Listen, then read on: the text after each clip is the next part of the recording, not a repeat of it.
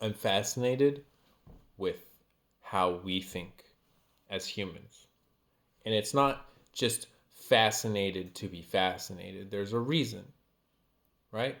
I want to know how somebody's mind works. Everybody, it's greedy. Everybody's mind works, right?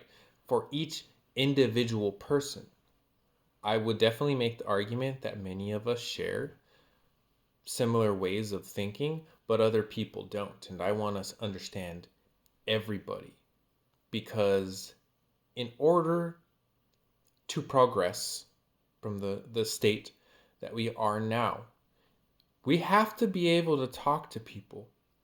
And if you're not willing to change your tactic, if you're not willing to examine your methods and your strategy of communicating, then you're not going to help the situation. You have to understand that not everybody thinks like you. And I know that's a simple thing, but for me at least, it took me a long time to realize that. And when I realized it, I was like, how did it take me so long to figure out that everybody thinks differently? Everybody processes information differently, right? I can understand something, and I think that because I understand it easily, everybody else should understand it easily, and vice versa.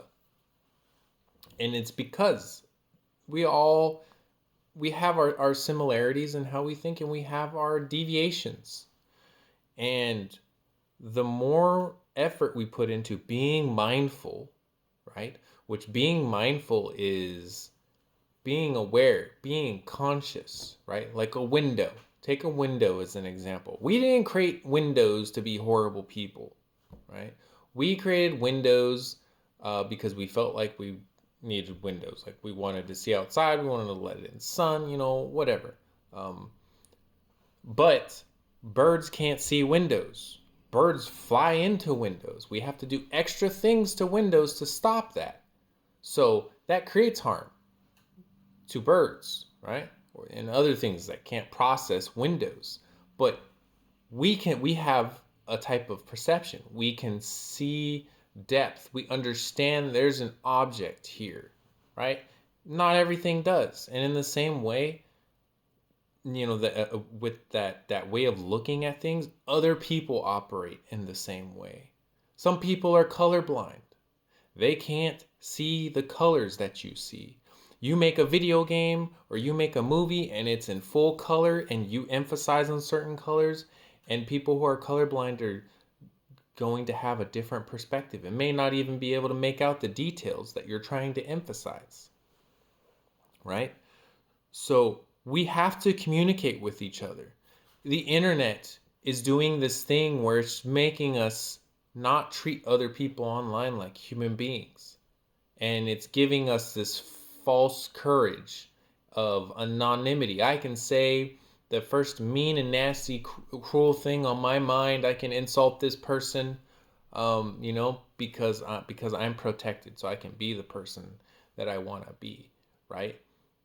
And we need to remember that we're talking to other people online. You could be talking to your brother, you could be talking to your sister, a family member, right? So talk to them with dignity. You don't fix anybody and you don't get anybody to listen by insulting them, right? We naturally want to think that we're superior to people. And when we believe we're smarter than everybody else, then we're going to be more sensitive to people who challenge that, right? If I'm a racist person and somebody challenges my authority, if I'm a racist and I think I'm smart and somebody challenges my authority already, I'm going to feel a certain way. But now if somebody challenges my authority and I feel like they're inferior to me, now I have like double the reason to double up on that and react in a way, in a certain way.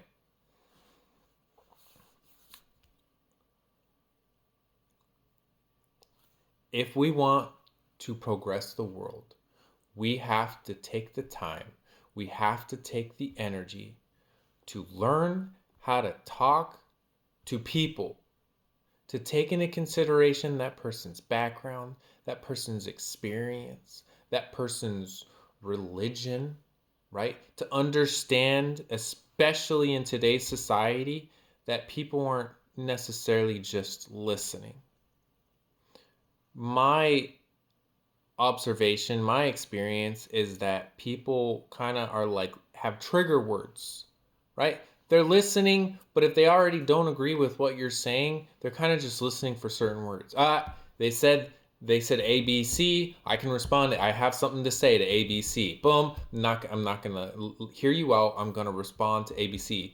And so try to figure out what your trigger words are, and try to figure out what other people's trigger words are, so that you can have a healthy conversation with people that's not about being right or wrong, but that is just simply about the truth, right?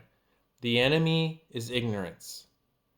That's the true enemy. The enemy is, in the allegory of Plato's cave, it's the people who are in the cave and the people who know they're in a cave, but they don't want to leave it. I consider both of those ignorance. One is ignorance without knowing. The other one is you choose to be ignorant because it's safe and it's secure, right? So with those people who know that the outside world exists, you have to find the way to relate to them, to slowly whittle away at the security and the safety that the illusion of the cave brings.